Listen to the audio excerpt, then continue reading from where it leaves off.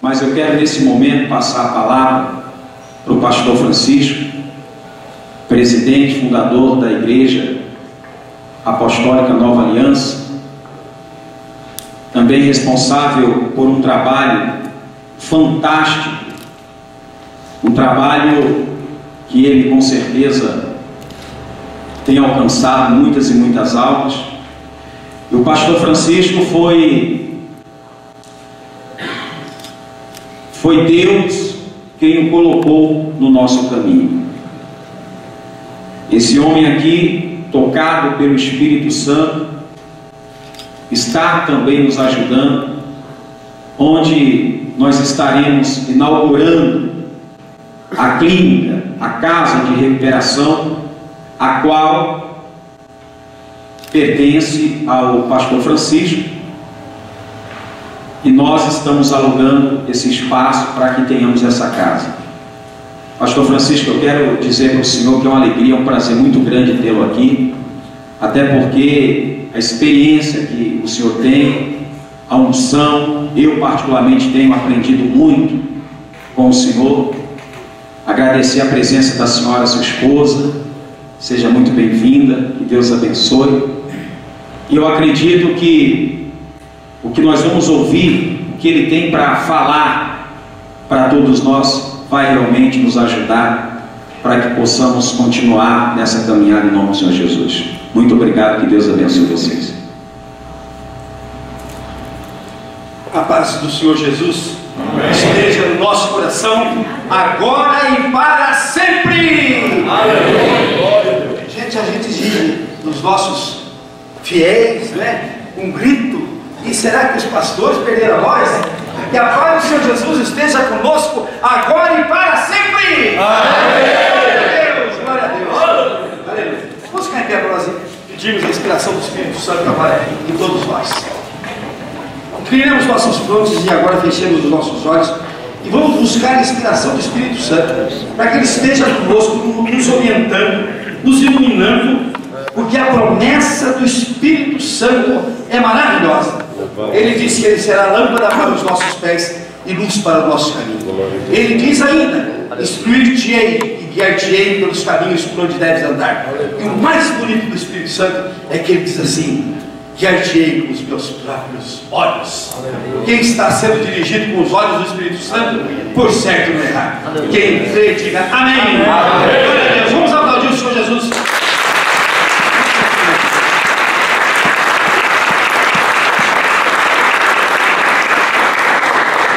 Vamos sentar. Vou fazer uma apresentação a meu respeito. Quero que ninguém interprete com orgulho, com soberba, mas é que vocês precisam conhecer quem é que está falando para vocês. Tenho 77 anos de idade, estou casado há 56 anos com a mesma velhinha que está ali, né? Com 75 anos, 75 anos, né? Temos 4 filhos, né? Dois homens e 2 mulheres. Temos 13 netos, o mais velho dos quais está aqui. Cadê o Fran? Está ali. Esse é meu neto, Francisco de Assis Pereira Neto, que teve a infelicidade de levar o nome do avô, mas que me deu 2 bisnetos. Adivinha o nome deles? Davi e Daniel. Glória a Deus. E a nossa vida foi sempre dedicada a Deus. No primeiro momento, eu até digo de uma maneira errada, porque eu fui católico até os 62 anos de idade, de carteirinha. Católico filho de Maria, católico, digamos assim, de todas as coisas que você pode imaginar, de encontro de casais, como é que chama aquele negócio que a gente cantava? Cursilho, etc, etc, etc. Aos 62 anos, eu tive a graça e a glória de conhecer o Evangelho. E veja, eu quero deixar bem claro uma coisa, que muita gente, quando vê a minha palavra no rádio, diz assim: o senhor parece que não gosta de católico. Não é que eu não gosto de católico, eu tenho dó, porque como eu errei 62 anos na minha vida, sem conhecer a Escritura Sagrada. E vou dar um dado para vocês, muito importante: eu fui 11 anos seminarista franciscano. Só não fui padre franciscano porque não aceitei o voto de pobreza, que eu acho que é coisa de tonto, né? Obediência cega, acho que eu também não devo obedecer cegamente, e castidade. Imagine só, castidade, isso é coisa de Deus, gente? Não pode ser, né? Bom, então aí saí de lá. E nunca tinha lido a Bíblia. Nunca. Tendo sido seminarista há 11 anos, ajudando missa, gente, né? Pregando a palavra de Deus, e nunca tinha lido a Bíblia. Porque o católico não conhece a Bíblia, não sabe a Bíblia. E eu desafio nas minhas palavras o padre que tenha lido a Bíblia uma vez. E digo, vocês nunca leram a Bíblia. Porque se tivesse lido, das duas uma. Ou vocês são safados para enganar o povo, ou vocês não entenderam a Bíblia. Então a minha conclusão é que vocês não são nem safados e nem entenderam a Bíblia, vocês nunca leram a Bíblia. Essa é a verdade. Então, infelizmente, essa é a posição do católico. Mas nós que tivemos a graça, a felicidade, a glória de Deus de conhecermos o Evangelho, gente, é a hora que o povo de Deus tem que ser chamado para a obra de Deus. Eu tenho certeza que o pastor Edmilson convidou muita igreja para vir aqui. E tenho mais certeza ainda que teve igreja que o pastor disse assim: não misturo problemas da igreja com política. Tenho certeza. Isto eu sou capaz de contar que pelo menos 50 falaram isso. E quem não teve coragem de falar, pensou. Esse é o problema. Meus irmãos, o que eu vim dizer aqui para vocês é justamente isso. Porque eu fui católico 62 anos. E fui político. Político, 20 anos de vereança. Fui 20 anos, 10 anos de presidente de Câmara. Então eu vivi a política. E vivi a política em função do catolicismo. E o crente tem esse laivo de: não, mas eu não posso misturar política com a minha igreja, eu não posso misturar política com a minha crença, eu não posso misturar política com as coisas de Deus. Então é preciso que a gente entenda o que é política. Política é a arte de governar bem. Política é a arte de governar bem. Política é a arte de governar bem ou um Estado ou uma organização. Então o pastor, ele faz política na igreja dele, porque ele tem de governar. E digo uma coisa, preste bem atenção: talvez seja mais difícil de governar uma igreja do que governar uma prefeitura. Não é fácil, porque os encontros que existem dentro da igreja, as tradições que existem dentro da igreja, o diz-que-me diz-que, e principalmente o dedinho do cão, o dedinho do demônio ali, é coisa que o pastor precisa ser político com letra maiúscula e grande político, senão ele não governa a igreja. Então, meus irmãos, se a política é isso, é a arte de governar, por que eu vou ter esse laivo de: oh meu Deus, eu não posso ser político, eu não posso entrar num movimento desse, eu não posso fazer isso, e eu me afasto da política, a igreja se afasta da política, o pastor se afasta da política. Enquanto isto, preste bem atenção, a igreja católica bem terror. Quantos conseguiram aqui um terreno para a igreja da prefeitura ou do estado? Quantos conseguiram aqui? Levante a mão quem conseguiu. Ninguém? Qualquer igreja católica recebe um terreno. E não é terreninho não, gente, é terreno no melhor lugar da igreja. Não. Eu pergunto aqui: quem já teve reforma da igreja por conta da prefeitura ou por conta de alguma entidade da prefeitura? Levanta a mão quem teve. Ninguém? As igrejas são reformadas, são pintadas, são decoradas, são feitas a toda sorte de estrutura através do poder público. Com uma situação muito interessante: a igreja da consolação, né? É um patrimônio público. Mas por que patrimônio público? Por quê? Porque tem 200 anos? E a igreja metodista no Brasil não está aqui há 150 anos? E a igreja presbiteriana independente não está aqui há 150 anos? E alguma delas é declarada patrimônio histórico, patrimônio cultural, para ter as benesses do governo para fazer alguma coisa? Não, nada. Mas é por quê? Porque o católico, ele tem dentro da política os seus meios. aqueles que vão lá para trabalhar com 14x. Por exemplo, eu tenho uma cidade do interior, às vezes há pessoas que sou meio enguiçado, mas sou mesmo. Presta atenção, eu estudei numa escola, numa cidadezinha de Minas Gerais, chamada Passa Quatro. E eu estudei numa escola que era um colégio de freiras. Era um colégio de freiras. E de repente aquele colégio não foi mais para frente, as freiras não se interessaram, porque se não entra a bufunfa, o carvão, né? Acaba o zelo, acaba a dedicação, acaba tudo aquilo. E trabalharam para que o Estado fosse lá e desapropriasse aquela propriedade. Se fosse de crente, primeiro o crente não ia deixar desapropriar, segundo, o governo não ia desapropriar porque é de crente. Desapropriar. Chama-se assim, Colégio Estadual Nossa Senhora Aparecida. Eu já não concordo com isso. Por que o colégio estadual do Estado tem que chamar Nossa Senhora Aparecida?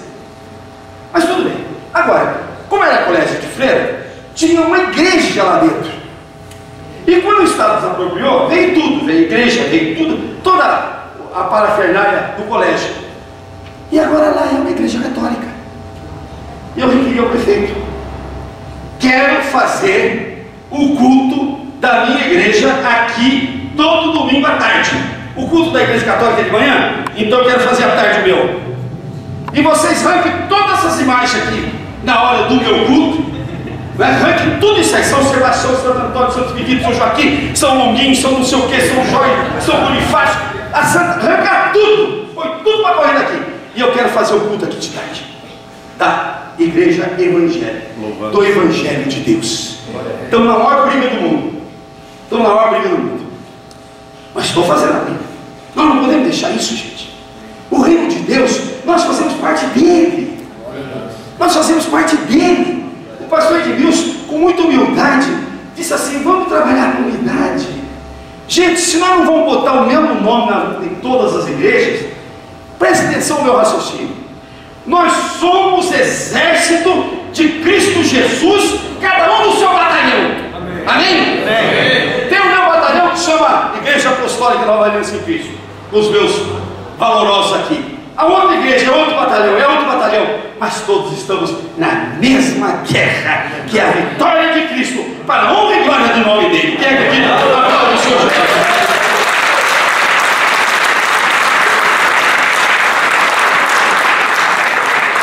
A nossa luta é essa. Agora, a verdade é uma só, gente, e é isso que precisa dizer. Outro dia eu fui convidado para fundar um conselho de pastor. E tiveram a infelicidade de me colocar no departamento jurídico do conselho de pastor. E nesta cidade, o secretário de cultura é um padre. Aí eu digo: tudo bem, é o secretário, para mim não é padre, é secretário de cultura. Aí o pessoal disse assim: sabe, nós temos uma dificuldade aqui, doutor, porque o padre não dá para nós as cabanas, para a gente fazer a festa dos crentes aqui. Mas não dá por quê? Não, porque a gente vai pedir, a igreja católica pediu primeiro. A gente vai pedir, a igreja missionária pediu primeiro. A gente vai pedir, diz que a nossa festa não está no calendário cultural do município. Mas que é isso, gente? Será que nós vamos permanecer emasculados desse jeito, pisando na cara do povo de Deus? É isso que eu quero dizer. Nós não somos povinho, não. Nós não somos o outro povo idólatra. Nós somos povo de Deus, que temos como nosso rei Cristo Jesus, que é o rei dos reis. Jesus.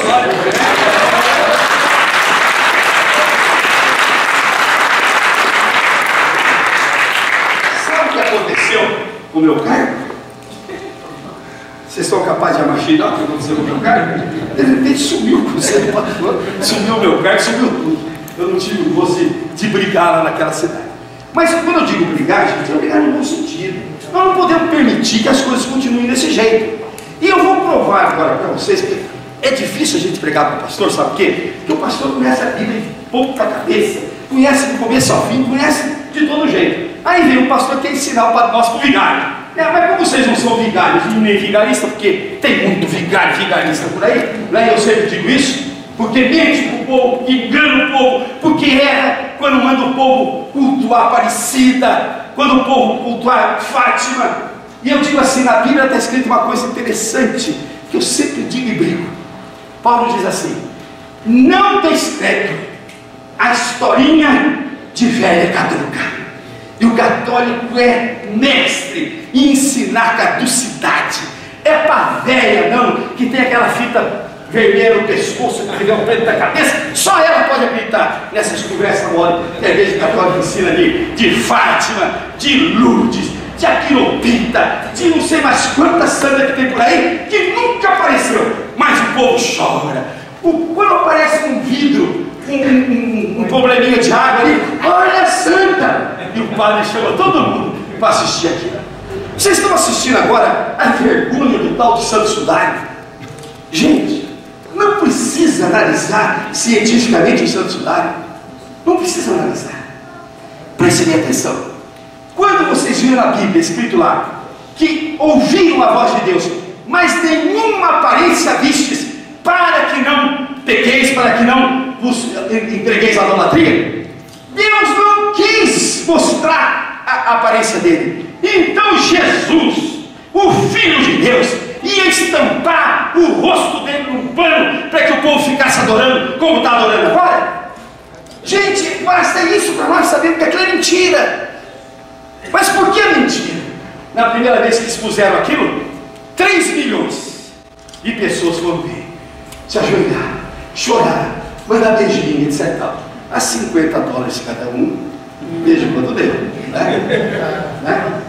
A segunda vez, 2,5 milhões de pessoas chorando, debruçando lá, a $50 cada um, beijo quando deu. Isso nós não podemos permitir, o povo de Deus não pode permitir isso. E o povo de Deus tem um problema. Ele tem fé, ele crê, ele tem a Bíblia, mas quando chega na hora de tomar atitude, ele corre e diz assim: não, mas eu não posso, isso aí é questão política, isso é questão do sei do campo, isso é aqui, é pular. E vamos ver a origem do governo que Deus colocou na terra. Quando Deus fez esse mundo, e ele escreveu lá que ele não fez esse mundo para ser um caos, fez para se habitar. E a palavra habitação significa plenitude. E quem governou o mundo desde o começo até determinado momento foi Deus. É o chamado governo teocrático. É o chamado governo teocrático. Teo de Deus e cracia governo.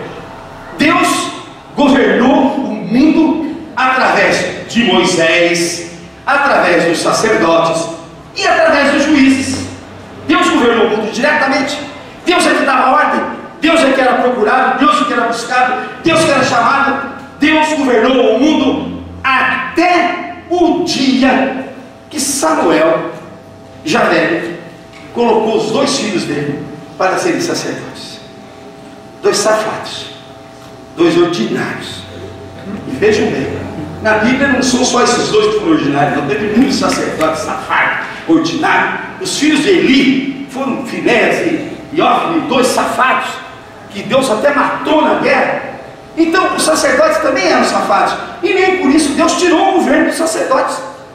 O Deus só tirou o governo dele através dos sacerdotes. Vamos entrar aqui na Bíblia, no livro de Samuel, no capítulo, se não me engano é 7, 8, errei por 1.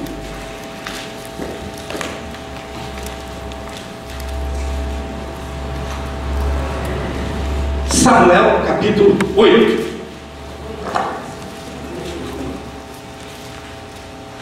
Tendo Samuel envelhecido, constituiu seus filhos por juízes sobre Israel. O primogênito chamava-se Joel, e o segundo Abias, que foram juízes em Betzeba. Porém seus filhos não andaram pelos caminhos dele, antes se inclinaram à avareza, e aceitaram subornos, e perverteram o direito. Então os anciãos, todos de Israel, se congregaram, e vieram a Samuel e falaram. Eles disseram: vê, você já está velho, e teus filhos não andam pelos caminhos, pelos teus caminhos. Constitui-nos, pois, agora um rei sobre nós, para que nos governe como tem todas as nações. Vejam bem, para que nos governe, como tem todas as outras nações. As outras nações não eram povo de Deus, as outras nações eram ímpios, eram injustos, eram pecadores, eram idólatras. Então o povo de Deus não quis mais o governo de Deus e pediu um rei, igualzinho às outras nações, igualzinho os porcaria que estavam no mundo fazendo coisa errada. E olha aqui, com Samuel, como a gente brinca, Mabuí. Samuel, Mabuí. E foi para Deus. E Deus disse assim: Samuel, atente à voz do povo e tudo quanto te disse, pois não rejeitou a ti, Samuel, mas rejeitou a mim, para eu não reinar sobre ele. Aqui começou aquilo que nós chamamos de democracia, que na tradução é o governo do povo. Demos significa povo, democracia significa governo. Mas eu, na minha boca dura que eu tenho, mais dura que a boca do pastor Edmilson, né? Disso que eu quero ganhar do pastor, eu chamo de governo do cão, governo do demônio, governo de Satanás. Porque Deus queria continuar governando sobre nós. Deus queria. Mas ele diz assim: não foi a ti, Samuel, que o povo rejeitou, não foi a mim. O povo não quer mais que eu dirija isso tudo. Gente, percebam bem que nós passamos do governo de Deus para o governo do Satanás, do demônio. Porque tem uma coisa que eu me bato muito. Na nossa vida, nós temos dois fundamentos, 2 pontos. Ou nós estamos integralmente com Deus, ou nós estamos integralmente com Satanás. Não tem a posição da boneca. Vocês conhecem a piada da boneca, né? O sujeito chegou e falou: homens para cá, mulher para cá. Aí viram lá e disse: e a boneca? Para onde vai? Quer dizer, no mundo de Deus não tem boneca. No mundo de Deus não tem boneca, gente. No mundo de Deus ou é homem ou é mulher. Entendeu o que é? Não tem boneca, e a boneca aqui para onde vai? Vai para o inferno. É isso que é o lugar do Satanás. No mundo de Deus, no mundo espiritual, só tem Deus e o cão. Não tem o meio termo. Não tem. Tem aquela outra piada que conta que o sujeito estava olhando e estava o Satanás, estava um homem sentado no muro, e Satanás quieto, rindo à vontade. E Deus dizia: meu filho, não faça isso, vem para o meu lado, vem para cá, vem para cá. Aí um gajo falou para o Satanás: ô Satanás, você não está vendo que Deus está buscando aquele homem para ele sair do muro e ir para o lado dele? Satanás, fica tranquilo, o muro é meu.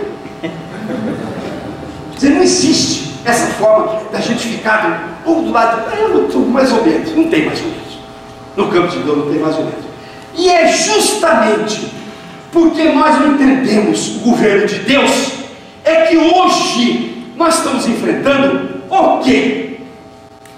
Quinta-feira passada, o Supremo Tribunal, por 10 votos, sendo 2 contra, 8 votaram para que se mate o nascituro sem cérebro.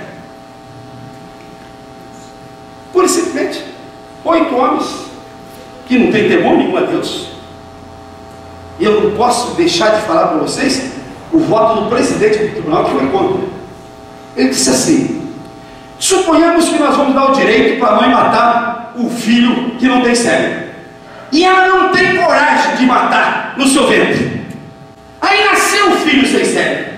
No desespero, a mãe vai lá e esgana aquele menino que nasceu. É crime ou não é crime? Todo mundo ficou olhando para ele. Diz: que diferença tem eu matar o sem cérebro quando está no ventre da mãe e quando saiu do ventre da mãe? Não é sem cérebro? Se não tem direito à vida lá, não tem direito à vida aqui. Se não pode viver lá, não pode viver aqui. Todo mundo ficou em silêncio, quieto. Eu falei: agora eu vou inverter o voto. Não. Mas no final começou uma história: vamos botar limite, vamos fazer isso, vamos fazer aquilo. Por quê? Porque aquilo tocou na consciência daqueles 8. E eles quiseram mudar as coisas. Tanto é que o Marco Aurélio, que foi o relator, disse assim: nós ganhamos a votação e agora ficamos aqui com nheco. Por quê? Quem que ganhou a votação? Quem era a votação? Foi o cão, porque o Supremo estabeleceu o assassinato de crianças sem cérebro. Isso por quê? Pergunta se tem lá algum daqueles ministros que sejam evangélicos, que tenham temor a Deus. Pergunta. Outro dia aquele mesmo tribunal não sacramentou o casamento de quem? Quando a Bíblia que nós subscrevemos, nós seguimos, diz que o casamento é coisa de Deus. Levíticos condena o homem dormir com o homem, condena. Mas eles não sabem disso. Ou se sabem, não tem temor a Deus. Estão lá, agora falei, casa. E vejam bem, daqui um pouco vai dizer assim: o pastor que não abençoar um casal de quem vai ser punido com 5 anos de cadeia. E que vão fazer o que nós? Hã? E vai chegar nesse ponto, gente. Porque essas conquistas são feitas devagar. Essas conquistas são feitas na sorrelpa, de noite, né? E outras coisas mais que estão por aí. A situação está chegando num tal ponto que, por exemplo, eu vi o pastor Silas Malafaia sábado querer orientar o povo de Deus. Ele disse assim: olha, vocês quando forem votar, vocês perguntem para o camarada se ele é contrário à passeata gay. Mas aí vocês perguntam também: mas você é a favor da passeata do Cristo, da marcha para Jesus? Se for, tudo bem. Então eu acendo uma vela para o cão aqui e acendo uma vela para Deus aqui, está tudo bem. Que isso? Que isso? Nós só podemos tolerar isso porque não temos gente para ir à frente com coragem para dizer: não, aqui não é a lei do cão, aqui é a lei de Deus. Aqui é a lei de Deus. É isso que nós, os evangélicos, temos de colocar na nossa cabeça. Ou nós tomamos posse do reino de Deus que começa nessa terra e é nosso, nós somos responsáveis por ele, ou nós deixamos o cão tomar conta do mundo. E aí vocês vão ver o que vai resultar disso. É para a gente meditar. Eu vi, acho que foi quinta-feira, semana passada, o pastor pregar na rádio musical. Política não é para pastor. Política não é para o homem de Deus. Nós não podemos participar da política. Nós não podemos participar, porque quando participamos, os nossos eleitos foram verdadeiros desastres. E foram mesmo. Porque nós pegamos os piores que nós tínhamos e colocamos lá em cima. E quando eles viram o dinheiro, eu sempre digo uma coisa: tem um ditado antigo lá da minha Minas Gerais: porco que nunca comeu melado, quando come se lambuza. Chega lá, eu fui candidato a deputado federal e eu estava entre os primeiros a ser eleito. E eu recebi no meu escritório gerentes de banco de Brasília já colocando à disposição cheques especiais altíssimos. Independente se sabia se o nome prestava ou não, cheques especiais altíssimos. Olha, quando o senhor precisar de alguma coisa, o senhor chegando lá, pode contar com o banco. Como que diz? Não faça cerimônia. Então ali, gente, é um âmbito de perdição, é um âmbito de safadeza, de sacanagem. E a pessoa não resiste, por quê? Porque nunca passou por isso, não tem a bênção de Deus para subir ali, não busca o caminho de Deus, e quando sobe, comete essa iniquidade. Mas eu disse há pouco, que os filhos de Samuel e os filhos de Eli foram sacanas, foram safados. E nem por isso Deus desistiu de deixar o sacerdócio. Assim nós, os crentes, embora nós tivemos um passado terrível, de gente que nos envergonhou, de gente que nós ficamos, e até hoje, gente, não precisa muito passado não, nós estamos passando uma crise aí de gente que, Deus me livre, né? Tem pastorzinho aí que, coitadinho, luta a vida para poder pagar o aluguelzinho da casa, numa tristeza danada, e de repente o pastor do nosso meio sai com 70 milhões de fazenda. E o que eu acho mais interessante nisso, que para mim não é um gesto de inteligência, é um gesto de burrice. Porque a última coisa, eu sou homem de negócio, eu sou fazendeiro, antes de entrar no Evangelho, viu, gente? Não é através do Evangelho, não. Eu quero deixar bem claro isso. Tudo que eu tenho antes do Evangelho. A última coisa que eu iria comprar na minha vida, com dinheiro grosso, era uma fazenda no Pantanal. Que aquilo não tem liquidez, aquilo não tem valor, aquilo não tem produtividade, aquilo é que a gente chama de, realmente, nunca comeu legal, quando come você não usa toda. E aí, a gente assiste a pessoa não explicar, e chorar, e fazer um monte de coisa que está errado, porque não é assim que a gente tira dinheiro do povo de Deus, e quando tirar é para fazer a obra de Deus. Essa é a verdade. Bom, vamos voltar à situação do homem de Deus que vai para a frente. Não é porque 10 ou 20 ou 30 ou 50 ou 60 estão fazendo besteira, não é porque meia dúzia de pastor está fazendo besteira por aí, que nós vamos tirar o pastoreio. Não é isso. Nós temos de depurar o nosso ambiente, depurar as nossas pessoas. E uma coisa eu quero ser testemunha aqui. À medida que as pessoas foram chegando, eu fui me acercando das pessoas. E assim, muito de longe, eu perguntava: quer dizer que nós vamos todos formar fileiras em redor do pastor Edmilson? Mas o que você acha dele? Não, homem digno, homem honesto, homem decente. Quer dizer, então nós estamos diferentes. Nós não estamos colocando uma pessoa lá em cima que já está eivada de vício daqui. Homem puro, homem que trabalha, que luta, que é vereador de uma cidade como essa, para poder levar o nome de Deus, cada um no seu lugar, cada um no seu estandarte.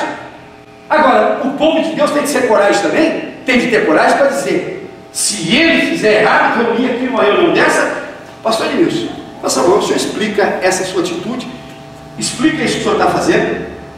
E se ele não explicar convenientemente, nós, o povo de Deus, temos de ter coragem de apiá-lo, se for o caso. Gente, olha como eu sou bocudo, eu estou falando de apiar o pastor, em vez de falar na eleição dele, estou falando de apiá-lo. Mas é isso que o povo de Deus tem de ter. Agora nós estamos assistindo aí pastor fazendo as maiores besteiras na televisão, porque é um ou outro que faz isso, e o povo de Deus fica quieto, tem medo de falar, não sabe o que vai fazer, não sabe o que vai dizer, não sabe o que vai fazer. Essa é a situação que nós estamos enfrentando. Mas veja bem, preste atenção agora. Eu quero remeter os meus amigos para o livro de Deuteronômio, no capítulo 17. Eu estou terminando. No capítulo 17.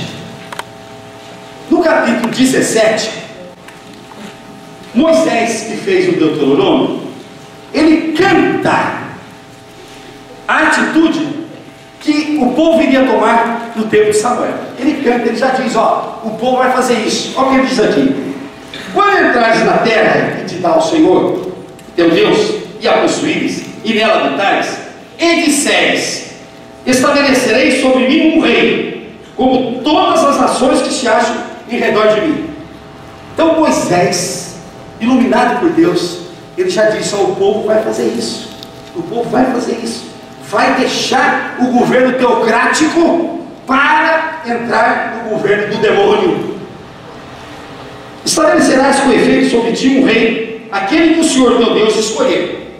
Agora preste atenção que está escrito agora em seguida. Olha aqui: homem estranho que não seja dentre os teus irmãos não estabelecerá sobre ti, e sim um deles. Então, meus irmãos, nós temos a obrigação, se nós quisermos tomar o reino de Deus para a glória de Deus, nós temos a obrigação de constituir de novo o governo teocrático, o governo de Deus. Isso nós só vamos conseguir através dos reis que nós vamos nomear dentre o povo de Deus. Dentre o povo de Deus. Homem estranho não elegerás. Homem estranho não colocará sobre ti. Por quê? Porque Deus sabe que o homem estranho não tem compromisso conosco. O homem estranho não tem compromisso com o povo.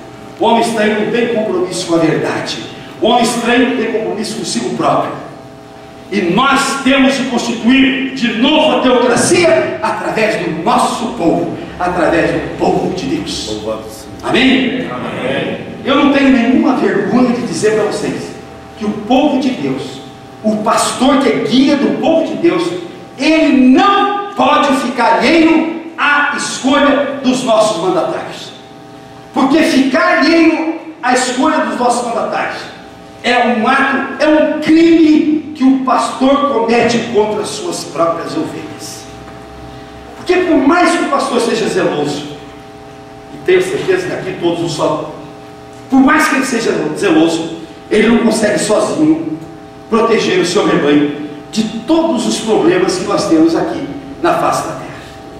Ele precisa constituir sobre o seu povo, sobre o seu rebanho, sobre a sua igreja, homens de Deus para governar o município, o estado e a nação. Nós só vamos conseguir restabelecer o reino de Deus nessa terra quando nós tivermos essa consciência de colocar sobre nós como reis, homens de Deus, homens dentro do nosso povo, homens dentro do povo de Deus. Só aí nós vamos conseguir. Agora eu fico bobo quando o pastor diz assim: mas eu quero ficar longe da política, porque eu acho que política não é coisa de Deus. Gente, Deus foi o maior político que existiu na face da terra, porque ele governou esta terra com a maior facilidade do mundo, durante centenas de anos. Ele governou. Ele só deixou de governar a terra no dia que nós, através dos nossos antepassados, nós dissemos para ele: nós não te queremos mais, viu? O Senhor trata de sair de nós, porque nós queremos um rei como os injustos, como os ímpios, como os estrangeiros, como aqueles que não conhecem Deus. Nós queremos um rei como eles. E olha que Deus manda Samuel dizer: vocês vão ver o rei que vocês vão constituir sobre vocês. O que o povo diz logo em seguida? Diz: não interessa, o que nós queremos é um rei e acabou, ponto final. Hoje nós não podemos ter essa atitude mais. Chega de nós apanharmos, chega de nós vermos o país virar dessa maneira, dessa forma. E o que é pior, não é sobre o aspecto financeiro só não, porque os reis que nós colocamos sobre nós, eles souberam fazer alguma coisa financeira. Lembra da parábola do homem, do administrador infiel? O que ele fez? Ele chamou as pessoas e disse: quanto é que você tem para receber do meu senhor? Quanto você deve para o meu senhor? Eu devo tanto. Então põe aí tanto só, né? Combinou os devedores. Assim faz hoje um homem que não é de Deus. Por exemplo, vamos distribuir cesta básica para todo mundo. Isso não é de Deus, gente. Isso não é de Deus. Vamos dar uma Bolsa Família. Isso não é de Deus. Vamos dar aposentadoria alta aos 45 anos. Isso não é de Deus. Deus quer que a gente trabalhe, que a gente produza. Deus quer que a gente tenha riqueza, mas uma riqueza conquistada pelo nosso trabalho. Mas os reis que nós constituímos sobre nós tiveram essa inteligência. E vejam bem, na parábola, Jesus elogia o administrador infiel. Se você for inteligente, porque quando você estiver fora, né, esse pessoal todo que você fez benefício, vão te louvar. E é esse o interesse do povo que não é de Deus, do rei que não é de Deus. Por isso é que a nossa terra está nessa situação. E o risco maior que nós temos agora, eu gostaria de deixar por último isso, porque é grave, gente, é grave. A gente vê, por exemplo, o pastor Silas, o Magno Malta brigarem pelo PL 122. Eu queria que vocês se aprofundassem no PL 122, que é artimanha do cão, é coisa de Satanás para destruir o povo de Deus. Sabe o que está escrito lá? Eu tenho um empregado que de repente vira munhequinha. Eu não posso mandar ele embora. Se eu mandar ele embora, eu sou sujeito a 5 anos de cadeia. Mas que é isso? Estabilidade porque é gay? Você já viu isso? Não é estabilidade porque é eficiente, não é estabilidade porque merece, não, é estabilidade porque é gay. E as coisas feias que eu aprendi quando eu era criança, que aquilo era feio, hoje é honra, orgulho. Meu Deus do céu, onde nós estamos? Isso tudo por quê? Porque o nosso reinado teocrático de Deus não tem mais, não existe mais. Então aquilo que eu aprendi que era coisa feia, que meu pai dizia: Francisco, isso é a coisa mais feia do mundo, nunca faça essa coisa. Hoje eu vejo os negros pulando. Isso é honra, isso é glória, isso é, como é que eles dizem? É honra para mim, né? Orgulho. É este o mundo que nós estamos caminhando. Por quê? Porque os reis que nós constituímos sobre nós não são homens de Deus, não são homens do nosso povo. Por isso a nossa responsabilidade hoje é muito grande. E nessa cidade hoje, o povo de Deus está sendo convocado para seguir um homem que já deu exemplo, já deu demonstração de que é preocupado com a obra de Deus. E este homem que é preocupado com a obra de Deus é que está pleiteando o nosso voto. Aí vai ter pastor que vai dizer: não estou, porque eu não posso me comprometer, a minha igreja não pode se comprometer, eu sou pastor, não vou me comprometer. Aí depois vai se comprometer com um porqueira que é do mundo, que não vai, talvez pode até dar alguma coisa, sei lá, mas não vai trazer nada de edificante para o nosso mundo. Eu convoco os meus amigos que estão aqui, os pastores de Deus que vieram aqui, aqueles que tiveram coragem de vir aqui dizer que vão fazer um projeto de colocar um homem do nosso povo, um homem de Deus, como reizinho ainda, mas que Deus o tenha para ele ser rei de fato sobre toda a terra. Nós temos a coragem de sufragar o nome e de levá-lo para que nós tenhamos um representante, pelo menos, do nosso povo, no nosso legislativo. Amém? Amém. Alguém quer fazer alguma pergunta? Quer questionar alguma coisa? Estou aqui à disposição. Pastor Edmilson, eu queria que o pastor viesse aqui. E eu quero, preste bem atenção, vamos todos ficar de pé e vamos erguer a mão em direção ao pastor Edmilson, que ele vai fazer para nós todos, um compromisso. Ele nunca falei isso para ele e ele não está preparado para isso. Mas se ele disser que não, pode deixar de votar nele. Viu, gente? Pode deixar de votar nele. Pastor Edmilson, eu quero que o pastor, que eu aprendi a amá-lo, que eu aprendi a respeitá-lo, eu quero que o pastor faça um compromisso. Agora erga sua mão direita e faça um compromisso perante o povo de Deus. Diga assim: eu, pastor Edmilson, me comprometo a ser um representante legítimo do povo de Deus, para obter para este povo e para os que não são desse povo ainda, todos os benefícios que Deus tem para cada um de nós. E eu peço agora as bênçãos de Deus sobre mim, sobre minha cabeça, para que eu possa realmente cumprir este compromisso, em nome de Jesus. Em nome de Jesus. Glória a Deus. Que maravilha. Vamos todos agora abençoar o pastor Edmilson. Vamos? Erga nossas mãos em direção. E todos digam comigo: Senhor Jesus, em teu santo nome, nós abençoamos o pastor Edmilson, que se comprometeu a ser um homem de Deus dentro da política brasileira, e pedimos as tuas bênçãos, as tuas luzes sobre ele, para que ele possa cumprir com honradez esse compromisso que ele assumiu conosco agora, em nome de Jesus, em nome de Jesus, em nome de Jesus. Vamos aplaudir o Senhor Jesus. Glória a Deus, glória a Deus, glória a Deus, glória a Deus, glória a Deus, glória a Deus.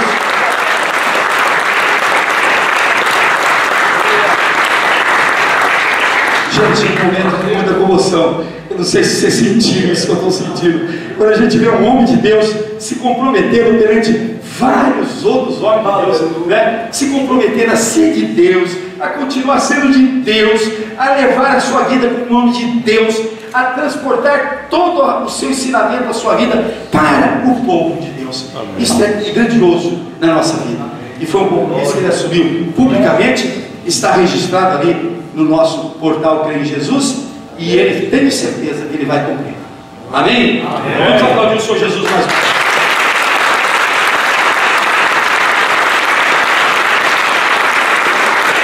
Glória a Deus. Pode tomar o seu assento em nome do Senhor Jesus.